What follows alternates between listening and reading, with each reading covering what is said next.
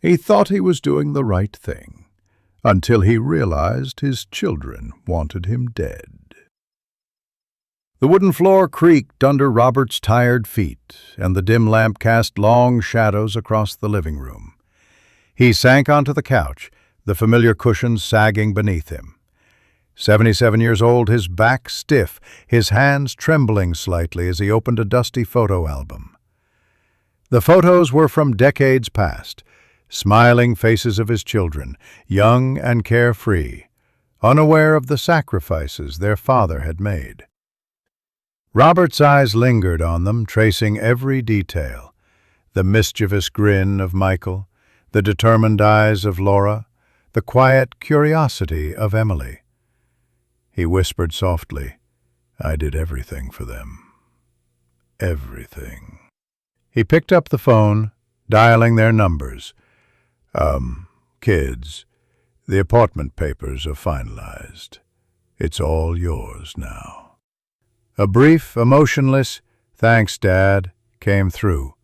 No warmth, no gratitude, just those two words that felt like a knife to his chest. Robert set the phone down, staring at the wall. For years he had worked extra shifts, sacrificed his health, and endured endless stress, all so his children would never lack.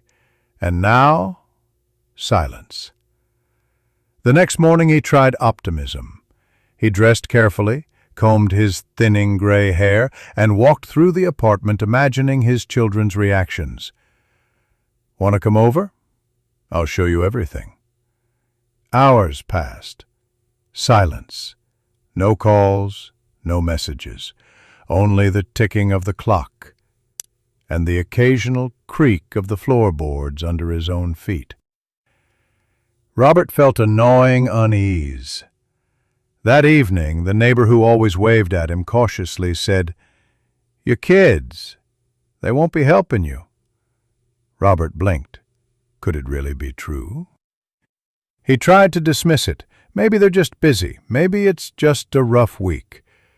But that night, a small detail unsettled him. The mailbox was forced open. Letters had been removed, some official-looking envelopes gone. No one else had a key. He ran his fingers over the lock, heart hammering. He spent a long time awake, imagining the worst, wondering if his children were plotting something against him. Memories washed over him.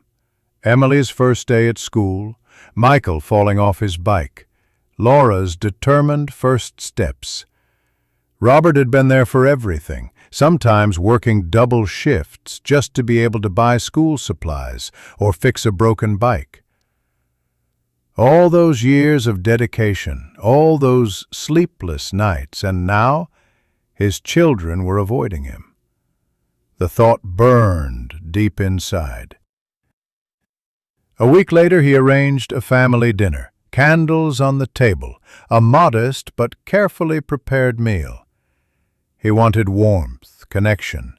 He wanted to remind them of the family he had built. When they arrived, their smiles were polite but empty. Robert spoke about the past, trying to spark recognition in their eyes. "Remember how I woke up early every morning so you could study?" Michael's voice was flat. "Yes, Dad, but that's all in the past." Laura leaned back in her chair, arms crossed. "Honestly, the apartment is all we care about." The words hit him like a physical blow. Robert's hands trembled. He could feel a deep, aching fracture in his chest. That night, returning to his apartment, he noticed the front door slightly ajar. He searched the place carefully.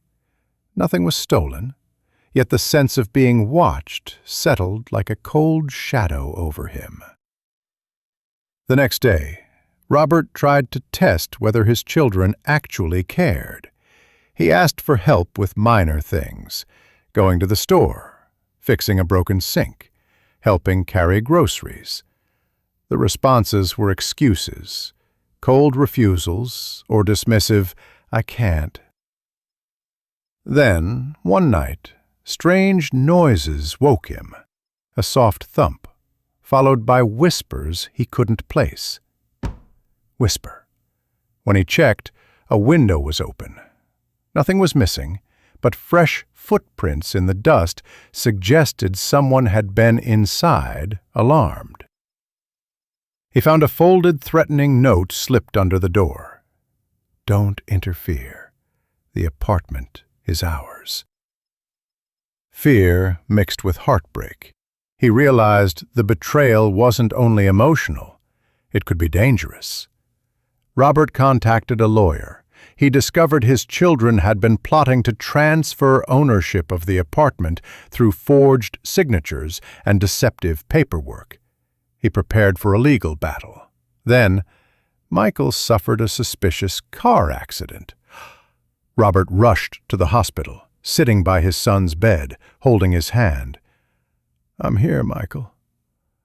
Michael whispered, barely audible, It wasn't my fault." Laura appeared briefly. "Dad, don't get involved. We'll handle it ourselves." Robert's chest tightened. The danger was deeper than greed. His own children were capable of manipulation, deceit, and risk. He began a quiet investigation. Reviewing phone records, he discovered Laura was communicating with a lawyer discussing accelerating the sale of the apartment. A private investigator confirmed his children had been scheming behind his back, planning to secure everything while he was incapacitated. Robert realized he could trust no one. The very people he had sacrificed for had become threats. Months later, the apartment was empty. The children had what they wanted. But fate intervened. Laura was caught in a fraud investigation and lost her career. Michael was left disabled. Robert remained alone, gazing at the city from his window. He took out his phone. "Life has taught me to value those who are truly around."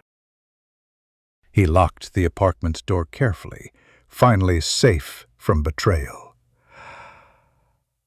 His eyes carried quiet strength, tempered by loss.